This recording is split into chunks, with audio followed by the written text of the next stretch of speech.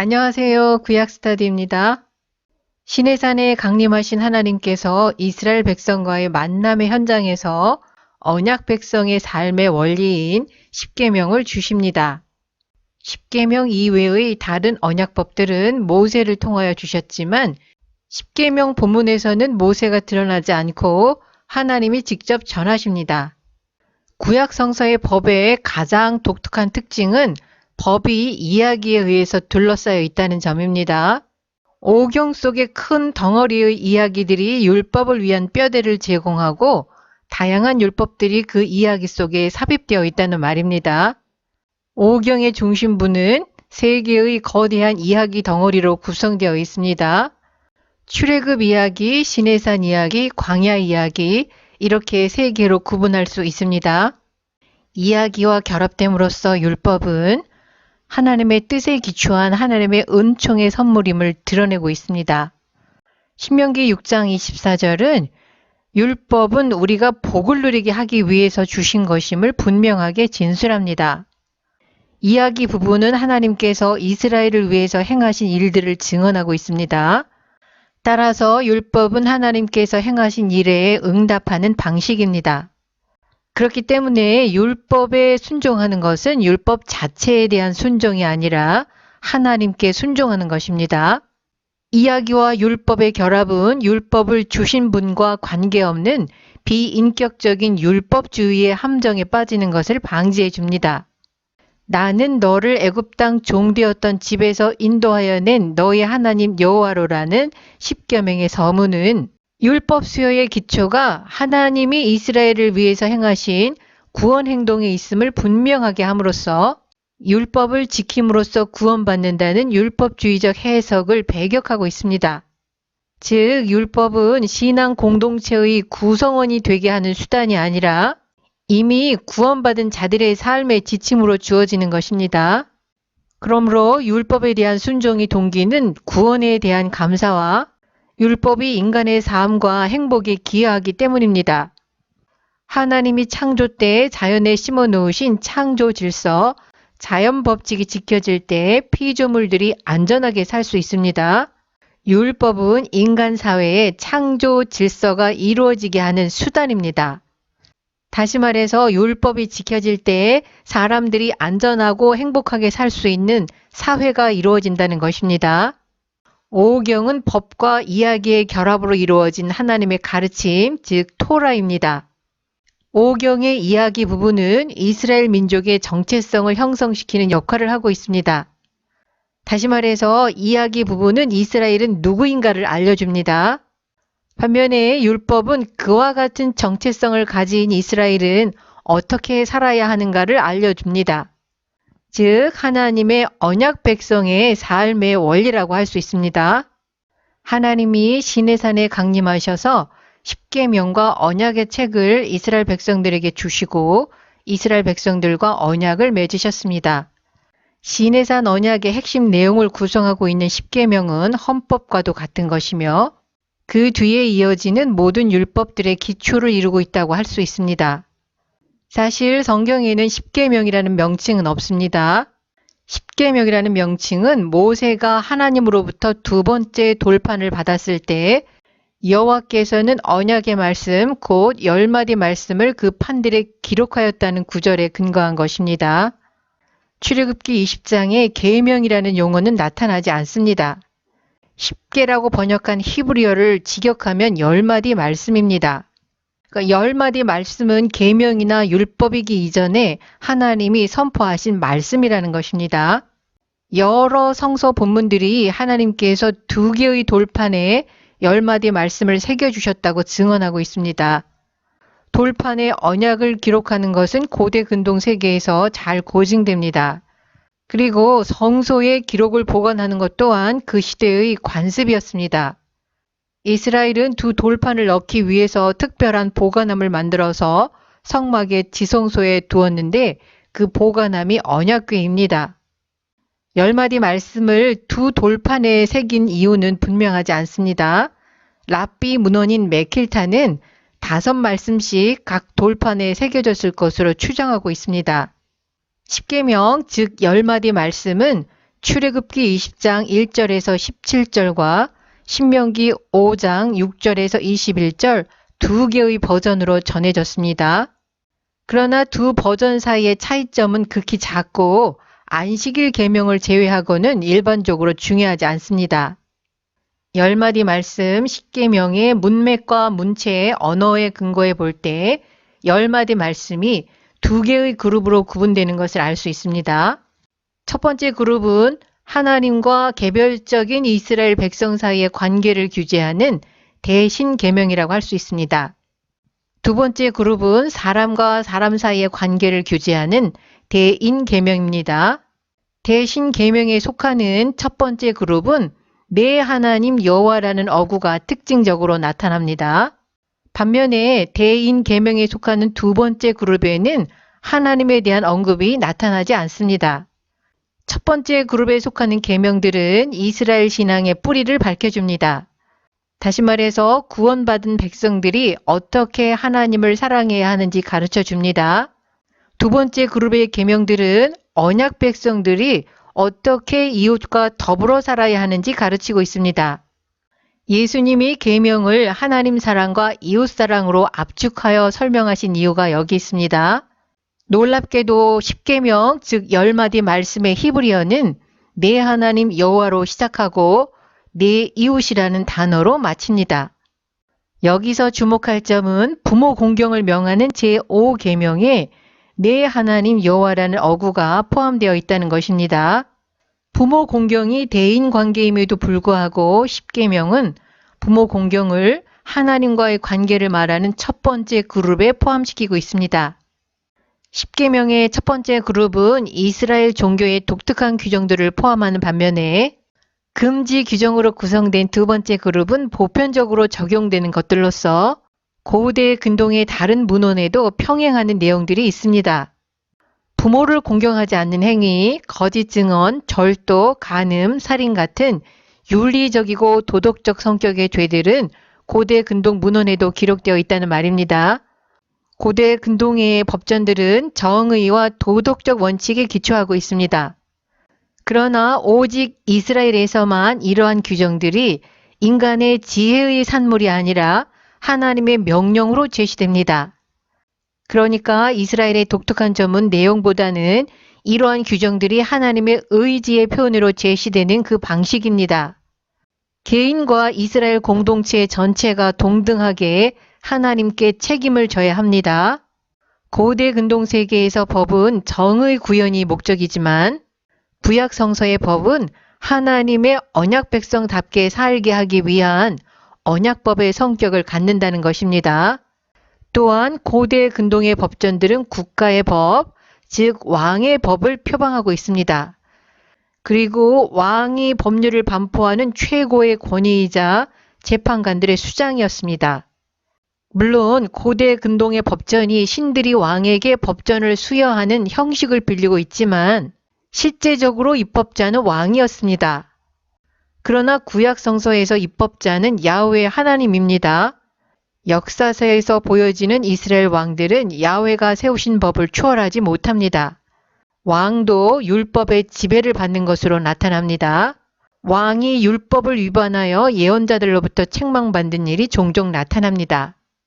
신명기 17장 19절은 왕은 율법에 순종해야 한다고 분명히 명시하고 있습니다.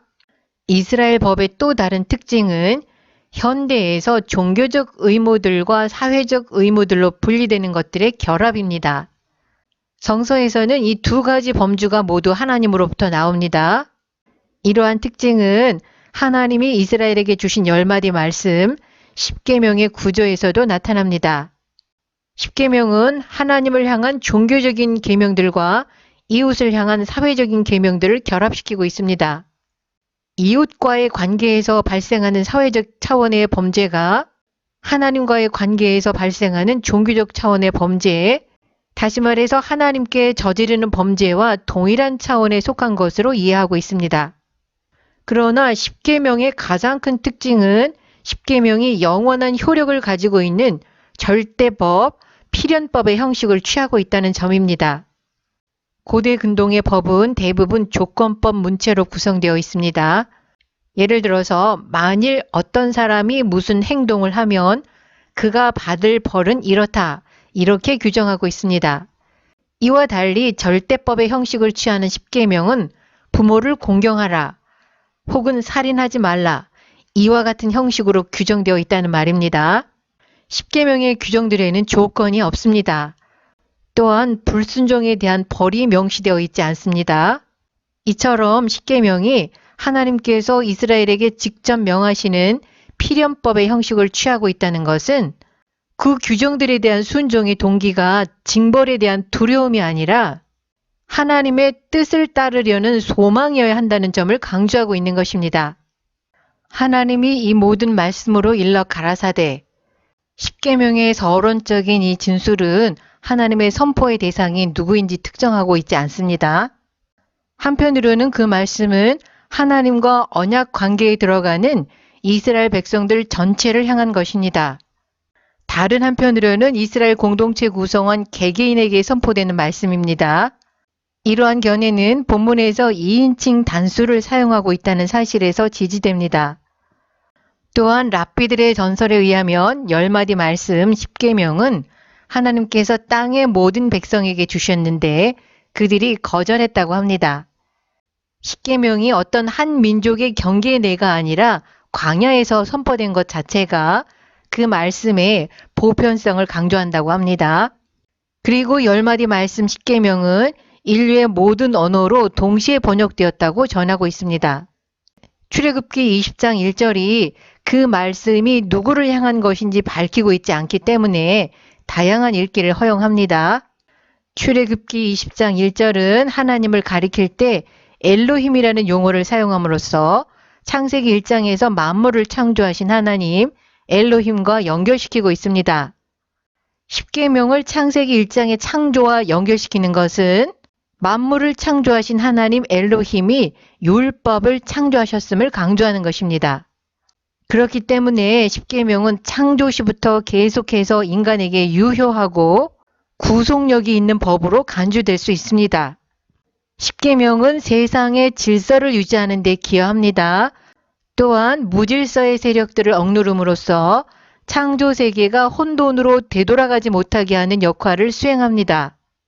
그리스도인들도 이러한 계명들로부터 면제되지 않습니다. 마태복음 5장 17, 29절에서 예수님은 십계명을 가장 깊은 단계까지 철저하게 지켜야 함을 강조하고 있습니다. 구약의 십계명은 외적인 간음 행위를 규제하지만 예수님은 음욕을 품고 여자를 보는 자마다 이미 마음에 간음했다고 말씀하십니다. 그리고 예수님이 명하신 사랑하라는 계명은 십계명을 무한정하게 확대시킨 것입니다. 왜냐하면 사랑은 구약의 율법이 규정하는 것들을 넘어섭니다. 우리들은 다른 사람과 비교하기를 좋아합니다. 그러나 예수님은 하늘에 계신 너희 아버지의 온전하심과 같이 너희도 온전하라. 하나님을 비교 대상으로 제시하십니다. 여기에 역설적인 은혜가 있습니다. 율법을 지키려 하면 할수록 지킬 수 없음을 고백하게 됩니다. 비교의 대상이 하나님인데 하나님을 넘어설 사람이 어디 있겠습니까?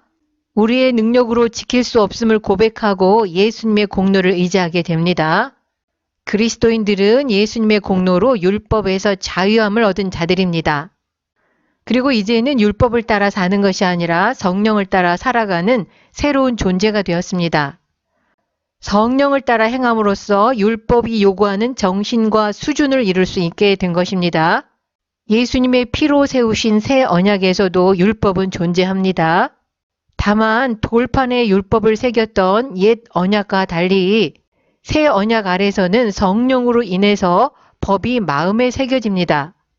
율법의 원리는 구약이나 신약이나 다르지 않습니다. 율법은 구원을 위한 수단이 아니라 구원받은 하나님의 백성이 하나님의 백성답게 살게 하는 삶의 지침서입니다. 그렇기 때문에 율법을 구원의 수단으로 보는 견해에 대한 신약 성경의 비판은 구약 성경을 겨냥한 것이 아니라 잘못된 율법 해석을 겨냥한 것입니다. 지난 영상에서 십계명은 하나님과 사람 사이의 관계를 규제하는 대신 계명과 인간들 사이의 관계를 규제하는 대인계명 두 그룹으로 구분된다고 말씀드렸습니다. 이러한 구분은 예수님께서 하나님 사랑과 이웃 사랑으로 계명을 압축해서 설명하신 데에서도 나타납니다. 그런데 십계명의 대부분은 시내산 이전부터 알려져 있었습니다. 첫째, 창세기 9장에서 홍수 이후 인류의 새싹들에게 하나님은 두 가지 법을 주셨습니다. 살인 금지와 피의 식용 금지입니다. 이 법은 시내산에서 이스라엘 민족에게 주신 십계명보다 먼저 주신 법이고 모든 인류에게 주신 법입니다. 두 번째, 부모를 공경하라는 가르침은 노아가 아버지의 하체를 본 함의 아들 가나안을 저주한 사건에서 나타납니다. 세 번째, 우상 숭배 금지는 야곱이 알고 있었습니다. 야곱의 아들 레위와 시므온이 세겜 사람들을 학살한 이후에 하나님이 야곱에게 나타나셔서 베델로 올라가서 제단을 쌓으라고 말씀하셨습니다. 그때 야곱은 베델로 올라가기 전에 먼저 성결하게 하기 위해서 가솔들이 지니고 있던 모든 이방 신상들을 거두어서 세겜 근처 상수리 나무 아래에 묻었습니다. 간음 금지에 관한 것은 유다가 임신한 며느리 다말을 끌어내어 불사르라는 명령에 나타납니다. 그리고 무엇보다도 안식일에 관한 계명은 하나님이 창조하시던 모든 일을 마치시고 일곱째 날에 안식하신 것에 근거한 것입니다. 일곱째 날의 안식은 창조 질서의 한 부분으로서 인류가 타락하기 전부터 제정하신 창조 원리입니다. 나는 너를 애굽 땅 종되었던 집에서 인도하여 낸 너희 하나님 여호와로라. 나는 누구누구다라는 자기 확인 형식은 뒤에 이어지는 선포의 권위를 강조할 뿐만 아니라 십계명 10마디 말씀의 요구가 인간의 지혜의 산물이 아니라 하나님의 뜻에 의한 것임을 강조합니다. 그래서 그 요구는 영원히 유효하며 시간적인 요소에 영향받지 않습니다. 하나님께서 시내산에 강림하신 이후 이스라엘 백성들의 요청에 의해서 백성들은 모세를 통해 하나님의 말씀을 전해 듣게 됩니다.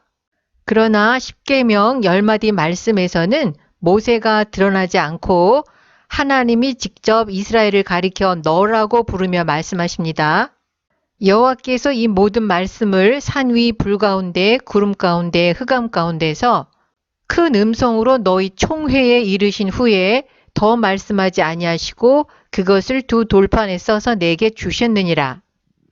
이것은 십계명 10마디 말씀이 이스라엘 공동체 안에서 대단히 중요한 의미를 갖고 있음을 말해줍니다. 십계명이 헌법과 같은 것이라면 출애굽기 20장 2절은 헌법 전문에 해당한다고 할 수 있습니다. 유대교 전승은 2절을 10마디 말씀 첫 번째 말씀으로 간주하고 역사의 과정의 궁극적인 통제자로서 하나님의 존재에 대한 믿음을 명하는 것으로 이해합니다.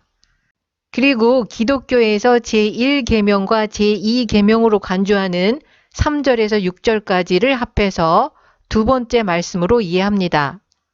그러나 기독교에서는 출애굽기 20장 2절을 십계명의 서론으로만 이해합니다. 하나님은 지난 역사를 회고하시면서 이스라엘의 충성에 대한 하나님의 요구를 이스라엘 백성을 애굽의 종살이에서 해방시킨 구원자로서의 하나님 역할에 근거하고 있습니다. 엘로힘이라는 용어를 사용한 1절과 달리 2절에서는 여호와라는 하나님의 이름을 사용하십니다. 여호와 야훼라는 이름은 이스라엘과 맺은 언약 관계를 강조합니다. 사실상 2절은 야훼께서 그들의 하나님이 되실 것이라는 약속입니다. 그러므로 십계명에 대한 순종은 하나님과 이스라엘과의 관계의 차원에서 이해되어야 합니다.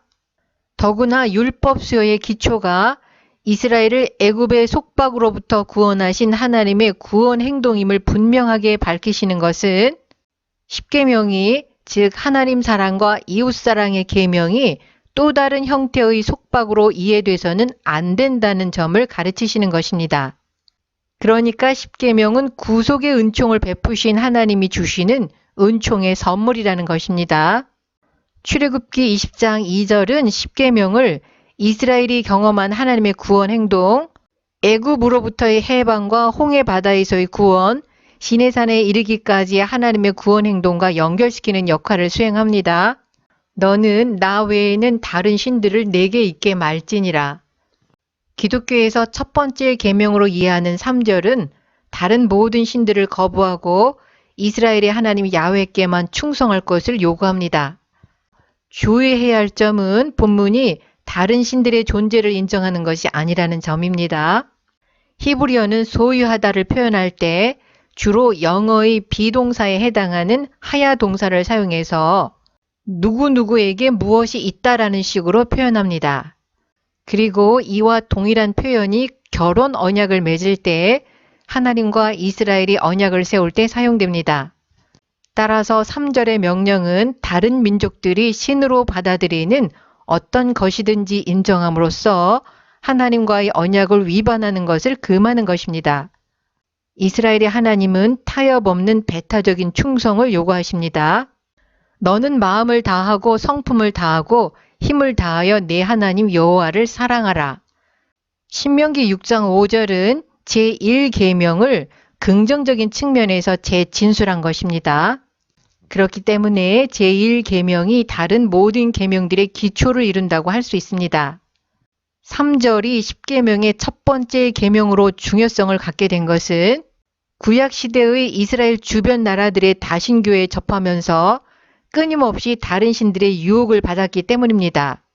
실제로 이스라엘 민족은 애굽에서는 물론 광야 유랑 중에 가나안 정착시대, 왕정시대, 바벨론 포로기 및 그 이후의 시기에 이르기까지 계속해서 야훼 하나님을 버리고 다른 신들을 섬기거나 다른 신들을 야훼 하나님과 동일시하는 종교적인 혼합주의 유혹에 빠져들었습니다. 너를 위하여 새긴 우상을 만들지 말고 또 위로 하늘에 있는 것이나 아래로 땅에 있는 것이나 땅 아래 물속에 있는 것에 아무 형상이든지 만들지 말며 신상 제조와 신상 숭배를 금하는 이 계명은 신들의 형상을 만들어서 숭배하는 이스라엘 주변 문화권의 종교적인 관행으로부터 이스라엘을 구별짓습니다. 하나님에 관한 이스라엘의 혁명적인 개념은 하나님은 그의 창조 세계와 전적으로 독립해 계시고 인간의 마음이 상상하거나 인간이 상상해서 묘사할 수 있는 것과 전적으로 다르다는 점입니다. 그렇기 때문에 하나님에 대한 어떤 물질적인 표현도 금지됩니다. 신명기 4장 12절에서 이스라엘 백성들은 시내산에서 말씀하시는 목소리를 들었을 뿐 하나님의 형상은 보지 못했다고 증언하고 있습니다. 이스라엘의 유일신 신앙의 관점에서 하나님에 대한 어떤 상징적 표현이라도 필연적으로 부적절하고 왜곡일 수밖에 없습니다.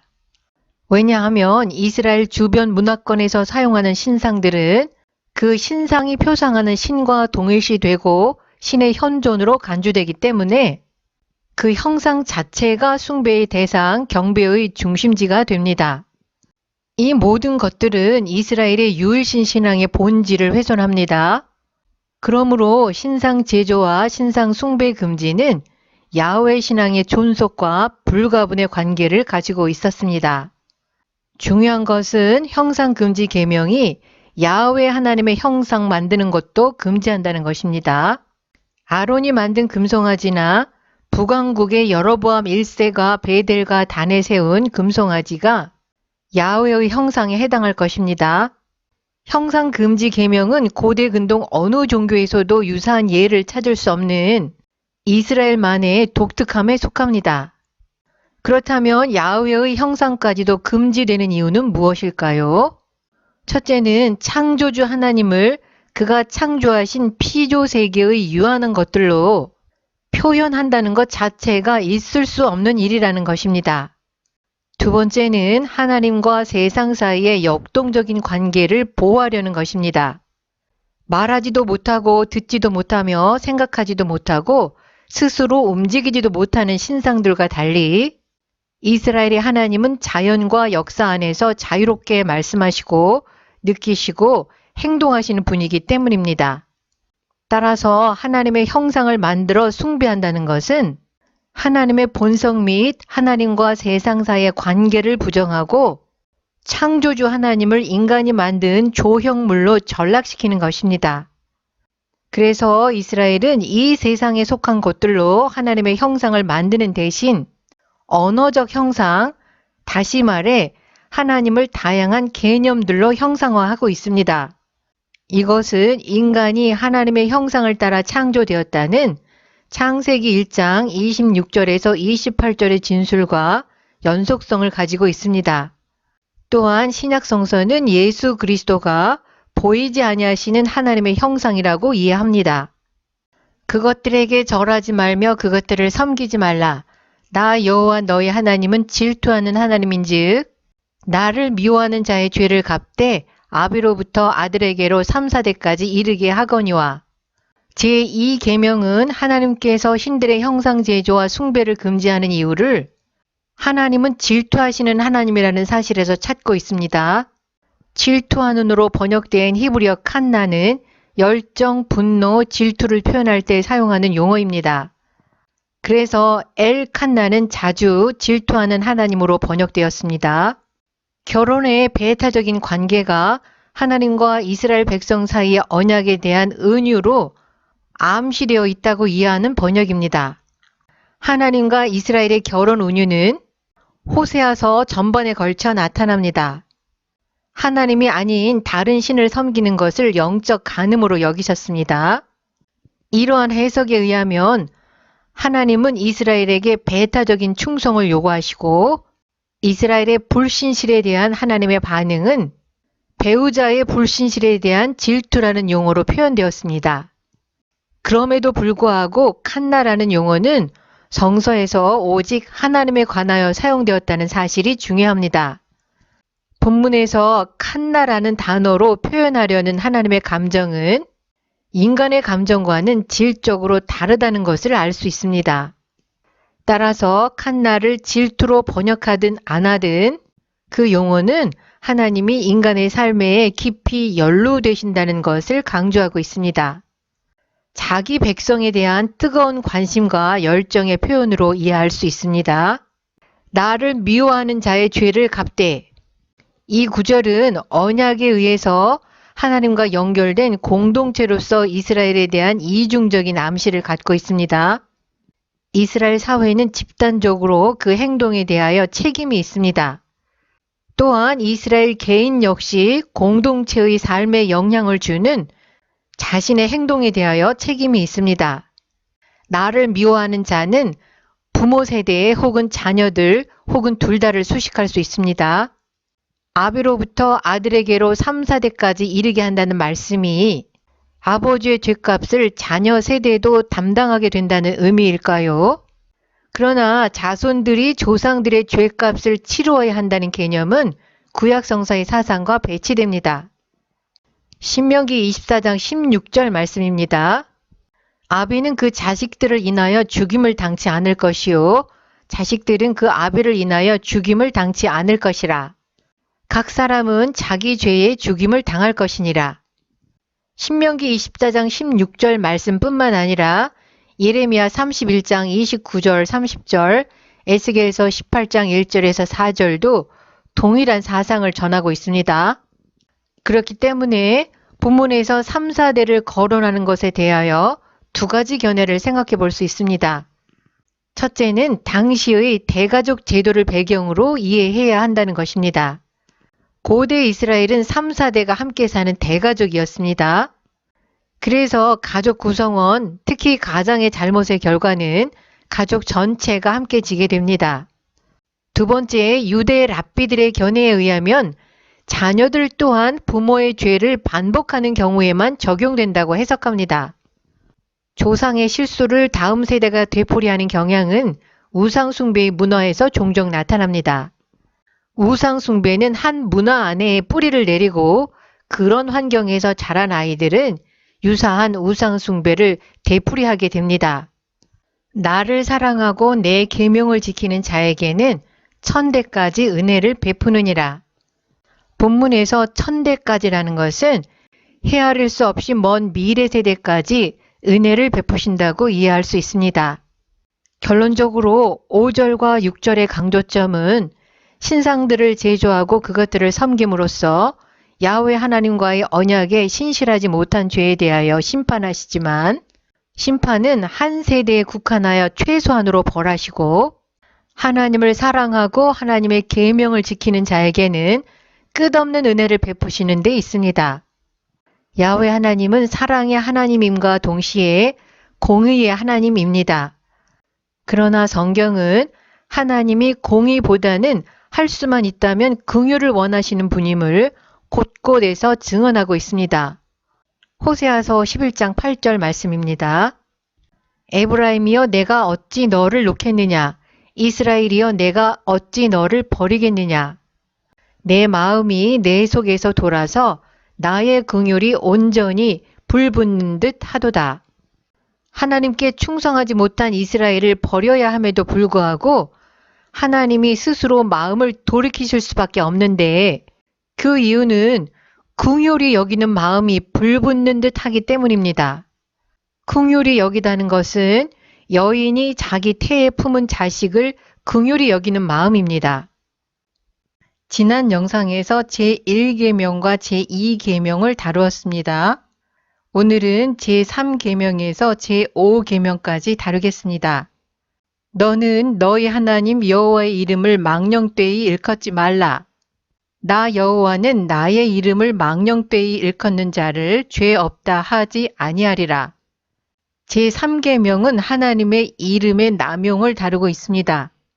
일컫다로 번역된 히브리어 나사는 문자적으로는 들어 올리다입니다.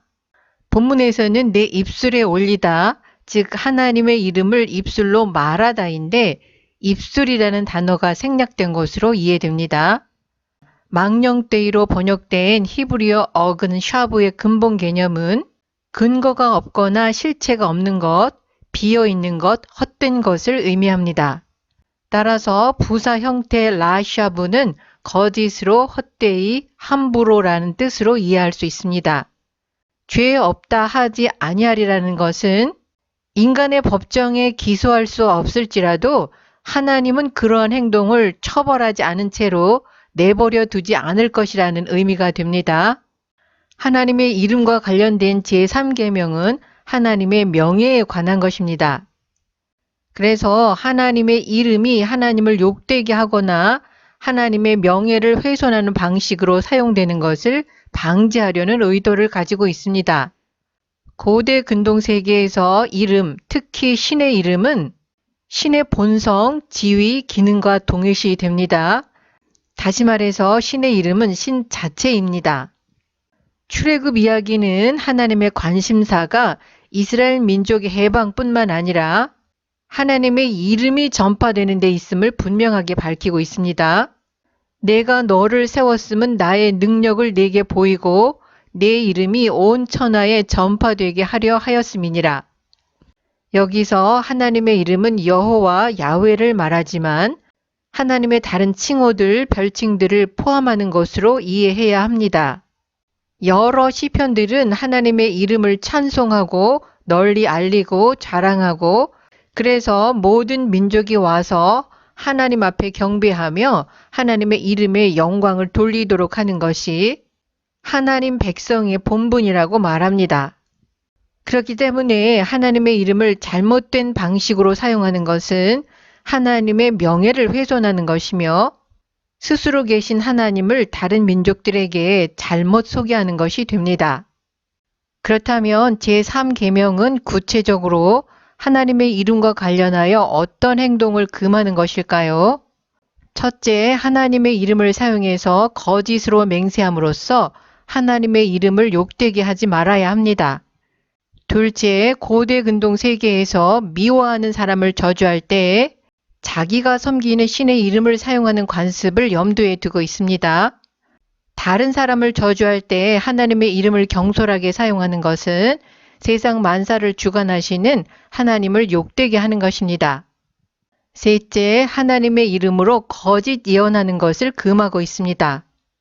넷째, 하나님의 백성이 하나님 백성답게 행동하지 못함으로 인해서 결과적으로 하나님의 이름을 욕되게 하는 것까지도 포함할 수 있습니다. 또한 하나님의 이름을 앞세우지만 실제로는 자신의 이익과 영광을 추구하려는 위선적인 태도 역시 포함될 수 있습니다. 현대 사회에서도 타인의 이름을 도용하는 것은 중대한 사회적인 범죄에 속합니다. 예수님께서 가르쳐 주신 주 기도문은 하늘에 계신 우리 아버지여 이름이 거룩히 여김을 받으시오며로 시작합니다. 이와 같은 마음으로 하나님의 이름을 사용해야 할 것입니다. 안식일을 기억하여 거룩히 지키라. 제7일은 너희 하나님 여호와의 안식일인즉 너나 내 아들이나 내 딸이나 내 남종이나 내 여종이나 내 육축이나 내 문안의 요한인 객이라도 아무 일도 하지 말라. 출애굽기 16장 만나 이야기에서 이미 안식일이 암시되었지만 안식일은 이제 십계명에 의해서 고정된 제도로 확립되었습니다. 출애굽기 십계명에서 안식일의 근거는 하나님의 창조를 기념하는 것으로 제시됩니다. 이는 엿새 동안에 나 여호와가 하늘과 땅과 바다와 그 가운데 모든 것을 만들고 제7일에 쉬었음이라. 그러므로 나 여호와가 안식일을 복되게 하여 그날을 거룩하게 하였느니라. 안식일은 하나님이 명하신 우주적 질서의 한 부분이며 인간의 노력과 독립적으로 존재합니다. 이런 이유 때문에 10절 본문에서 안식일은 내 하나님 여호와의 안식일로 언급하고 있습니다. 그러니까 일곱째 날의 안식은 창조 질서의 한 부분으로서 인류가 타락하기 전부터 제정하신 창조 원리입니다. 결과적으로 인간에게 주신 최초의 계명이 안식일인 셈입니다. 하나님의 안식은 창조 질서 안에 일과 휴식의 리듬을 넣으신 하나님의 행동에 해당합니다. 따라서 안식일을 지키는 행동은 하나님께서 의도하신 창조 세계의 리듬에 참여함으로써 창조 세계를 지키는 행동입니다. 반대로 안식일을 지키지 않는 것은 창조 질서의 한 부분을 깨뜨려서 혼돈으로 바꿔놓는 것입니다. 안식하다로 번역된 히브리어 샤바트는 단순히 쉬다의 의미를 넘어서 중지하다라는 뜻을 갖고 있습니다. 그런 의미에서 안식일 준수는 인간의 뜻대로 세상을 만들려는 끝없는 욕망으로부터 인간을 자유롭게 하고 하나님을 인간의 삶의 원천과 중심으로 인정하는 것입니다. 다시 말해서 인간이 열심히 수고함으로써 생존하는 것이 아니라 하나님이 우리 손의 수고에 복을 주심으로 생존한다는 것을 인정하는 것입니다. 일곱째 날에 이 일을 금지함으로써 토라는 인간의 자율성의 한계를 정합니다. 안식일은 인간은 시간의 창조자가 아니라 시간 안에 사는 존재이며 엿새 동안 일하고 일곱째 날 안식하는 시간을 통한 하나님의 통치에 순복해야 하는 존재임을 가르치고 있습니다. 그러나 기억해야 할 것은 안식일이 하나님께서 세상에 주신 선물이지 짐이 아니라는 사실입니다. 예수님은 안식일은 사람을 위하여 있는 것이요 사람이 안식일을 위하여 있는 것이 아니라고 말씀하셨습니다. 안식일의 쉼은 사회적 신분에 관계없이 이스라엘 사람뿐만 아니라 나그네들도 사람뿐만 아니라 동물들 모두를 위한 것입니다. 안식일을 지킴으로써 온 세상의 피조물들이 서로 간의 평화를 누리는 한순간이 회복되는 것입니다. 시간의 7일 단위가 고대 근동 지역에 널리 알려져 있었지만 고대 근동 세계에서 안식일과 유사한 제도는 없었습니다. 안식일은 전적으로 이스라엘만의 독특한 제도입니다. 그리고 안식일은 해와 달과 별들, 천체의 움직임과 완전히 분리됩니다. 금지되는 일의 범위에 속하는 구체적인 일의 유형은 십계명 본문에서는 언급되지 않았습니다. 성경의 다른 곳에 언급되는 일의 유형들은 처소를 떠나는 것, 농사활동, 나무를 모으는 것, 비즈니스를 행하는 것, 짐을 옮기는 것, 포도주 틀을 밟는 것들이 있습니다. 탈무드 시대의 랍비들이 성서의 규정을 바탕으로 일에 해당하는 것을 상세하게 규정했습니다. 그러나 일을 금지하는 규정이 사람의 생명이 위험에 처했을 때는 유예되었습니다. 내 부모를 공경하라. 그리하면 너희 하나님 나 여호와가 내게 준 땅에서 내 생명이 길리라. 부모를 공경하라는 제5계명은 하나님과의 관계 차원과 동시에 대인 관계의 차원을 갖고 있습니다. 시내산에서 이스라엘에게 주신 10계명은 2개의 돌판에 새겨졌습니다. 랍비 문헌인 메킬타는 두 돌판에 각각 5개의 계명이 기록되었을 것으로 추정하고 있습니다. 그렇다면 제5계명은 사람 사이의 관계를 규제하는 대인 계명의 돌판이 아니라 하나님과의 관계를 규제하는 대신 계명 돌판에 새겨졌음이 틀림없습니다.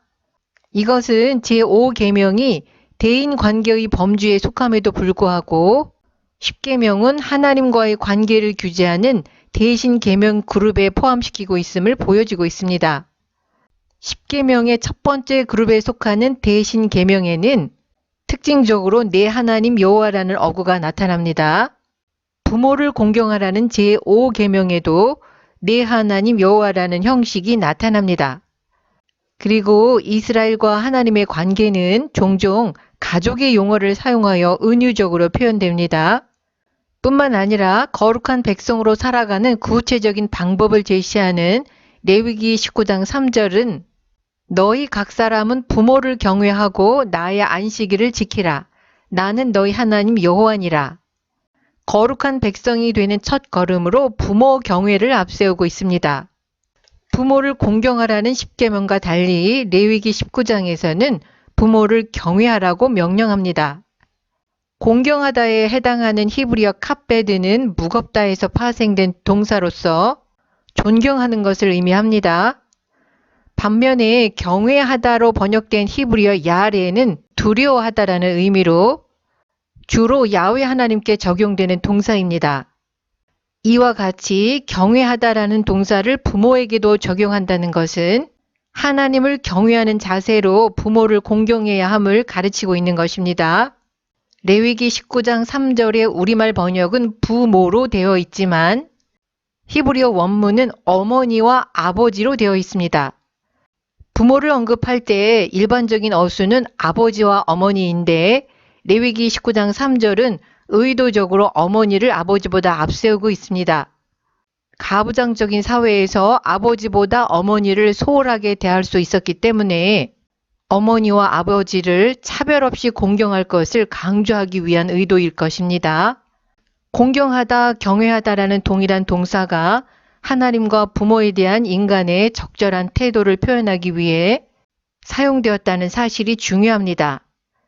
하나님과 부모 공경의 의무를 위반한 자들은 심각한 불이익을 받게 됩니다. 부모를 저주한 자에 대한 형벌은 하나님을 모독한 자에 대한 형벌과 동일한 죽음의 벌입니다. 이것은 토라가 사회의 안정성을 위해서 가족 관계의 온전함에 최고의 중요성을 할당하고 있음을 보여줍니다. 10계명 중에서 전적으로 긍정적인 용어로만 구성된 계명은 부모 공경 계명이 유일합니다. 그리고 순종하는 자에게 보상에 대한 구체적인 약속이 있는 계명도 부모 공경 계명이 유일합니다. 출애굽기 10계명 버전에는 장수의 복만 약속되어 있는 반면에 신명기 10계명 버전에는 장수와 더불어 복을 누리리라는 약속이 포함되어 있습니다. 바울은 부모 공경이 약속이 있는 첫 계명이라고 했지만 사실은 유일한 계명이라고 말하는 것이 더 타당합니다. 10계명은 인간이 지켜야 할 기본 계명입니다. 그런데 제5계명 부모 공경 계명에만 약속이 있는 것을 보면 그만큼 특별한 계명임을 알 수 있습니다. 부모는 하나님의 생명을 위탁받아서 잉태하고 양육하고 교육하는 책임을 지게 됩니다. 그와 같은 책임을 감당할 수 있도록 하나님은 부모에게 희생적으로 자녀를 사랑하는 본능을 주셨습니다. 반면에 자식들은 부모만큼 헌신적으로 부모를 사랑하지 못합니다. 부모 공경에만 장수와 복이 약속된 이유는 부모에게 위탁된 책임이 너무 과중한 반면에 자녀들은 부모를 공경하지 않기 때문에 자녀들에게 부모의 소중함을 일깨워주고 부모 공경에 힘쓰라고 하나님께서 특별히 보상을 마련하신 것입니다. 지난 영상에서 하나님과의 관계를 규제하는 대신계명, 제1계명에서 제5계명까지 다루었습니다. 오늘은 10계명의 두 번째 돌판에 새겨진 대인계명, 이웃을 사랑하는 방법을 설명하는 계명들을 다루겠습니다. 살인하지 말지니라. 살인하다에 해당하는 히브리어 라짜흐는 오직 불법적인 살인에만 적용됩니다. 생명을 취하다에 해당하는 동사와 달리 이 동사는 정의를 행하거나 전쟁에서 사람을 죽이는 것에는 사용되지 않았습니다. 또한 행동의 주어가 하나님이거나 천사인 경우에도 사용된 적이 없습니다. 따라서 제6계명이 전쟁을 반대하는 반전주의나 사형제도 폐지를 정당화하기 위한 근거로 사용될 수 없습니다. 이런 이유 때문에 10계명의 하위법에 해당하는 언약법은 실제로 불법적인 살인과 의도하지 않은 과실로 사람을 죽게 한 과실치사, 사고로 인한 사망, 자신의 생명이 위험할 때 자신을 보호하기 위한 정당 방위를 세밀하게 구별하고 있습니다. 살인 금지는 시내산에서 10계명을 주시기 오래전에 창세기 9장에서 홍수 이후 모든 인류에게 주신 법입니다. 창세기 9장 6절은 살인 금지의 이론적인 근거를 제공하고 있습니다. 무릇 사람의 피를 흘리면 사람이 그 피를 흘릴 것이니 이는 하나님이 자기 형상대로 사람을 지었음이니라. 이 말씀은 사적 보복을 허용하는 것이 아니라 사회가 사법 시스템을 조직해서 살인죄에 대하여 완전한 배상을 받아내야 한다는 것을 의미합니다. 하나님이 주신 생명은 생명을 주신 분만이 거두어 가실 수 있기 때문입니다. 내가 반드시 너희 피 곧 너희 생명의 피를 찾으리니 짐승이면 그 짐승에게서 사람이나 사람의 형제면 그에게서 그의 생명을 찾으리라. 인간의 피를 찾겠다는 말씀은 살인이 하나님께 배타적으로 속한 어떤 것을 하나님으로부터 빼앗는 것임을 의미합니다. 그러니까 살인자는 생명을 부여하고 거두어 가시는 하나님의 주권을 침해한 것입니다. 그리고 창세기 9장 6절에서 인간의 생명을 보호하는 이유는 인간이 하나님의 형상대로 지음받았기 때문이라고 말씀하고 있습니다. 따라서 하나님의 형상인 동료 인간에 대한 폭력은 하나님의 형상 기능의 부패이며 결과적으로 하나님의 권위에 대한 공격입니다. 이런 이유 때문에 살인자를 용서하거나 사형받을 사람을 몸값을 받고 감형하는 것은 사람의 권한에 속하지 않습니다. 민수기 35장 31절은 이 사실을 분명히 하고 있습니다. 살인죄를 범한 고살자의 생명의 속전을 받지 말고 반드시 죽일 것이며, 고살자는 고의로 살인을 범한 사람을 말합니다. 창세기 9장에서 주신 살인금지법은 인간사회 존립을 위한 근거가 됩니다. 인류의 첫 번째 살인에 관한 이야기인 가인과 아벨 이야기에서 형제의 관계를 7번이나 언급하고 있습니다. 이것은 모든 살인은 형제의 살인임을 암시하는 방법입니다. 간음하지 말지니라. 제7계명은 간음 금지를 명하고 있습니다. 일부 다처제가 사회적으로 용인되는 사회에서 간음의 정의는 결혼한 여자와 그 여자의 남편이 아닌 남자 사이에 상호 동의하에 행해진 성적 결합입니다. 그렇기 때문에 간음은 그 여자의 남편에게 행해진 사적인 범죄였습니다. 다시 말해서 고대 근동 세계에서는 간음을 그 여자의 남편의 배타적인 소유권의 침해로 간주하였습니다. 따라서 간음 당사자들에 대해서 처벌을 하든 용서를 하든 그것은 남편의 재량권이었습니다.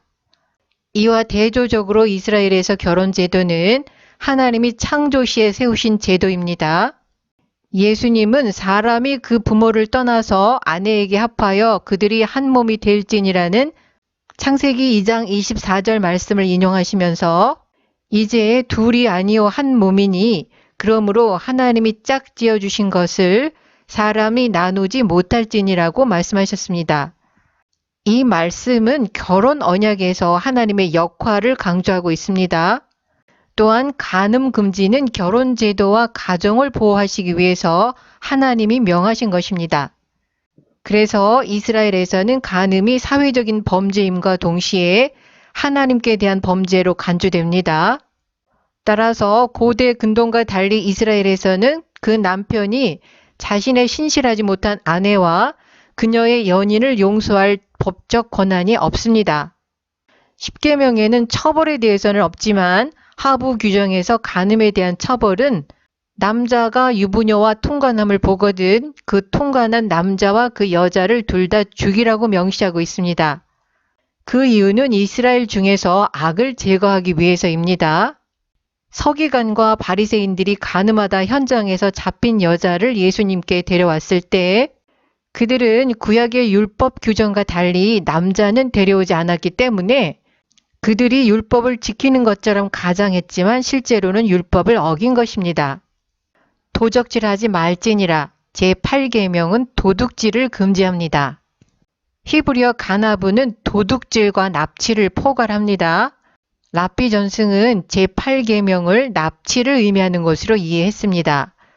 또한 현대의 학자들 중에도 단순 도둑질보다는 심각한 범죄의 가능성이 크다고 주장합니다. 그렇지 않으면 내 이웃의 소유를 탐내지 말라는 마지막 계명과 겹치게 된다고 이해합니다. 그러나 8계명의 범위에서 이웃의 재산권 보호를 배제시킬 근거는 없습니다. 결론을 내리면 제8계명에는 도둑질뿐만 아니라 강도, 납치를 포함한다고 할 수 있습니다.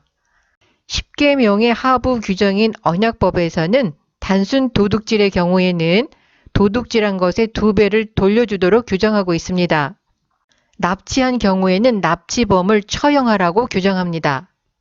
인류 역사에 기록된 폭력의 대부분은 다른 사람의 재산을 빼앗으려는 데 뿌리가 있었음을 기억해야 합니다. 네 이웃에 대하여 거짓 증거하지 말지니라. 제9계명은 거짓 증언을 금지합니다. 이 계명은 하나님의 이름을 망령되이 일컫지 말라는 제3계명에서 논의했던 거짓 맹세와는 동일하지 않습니다. 제9계명은 사법적인 법정에서의 거짓 증언을 말하는 것입니다. 법정 절차의 목적은 진실을 확보하는 것입니다. 증인들의 증언은 사법적 과정에서 핵심적인 요소를 구성합니다.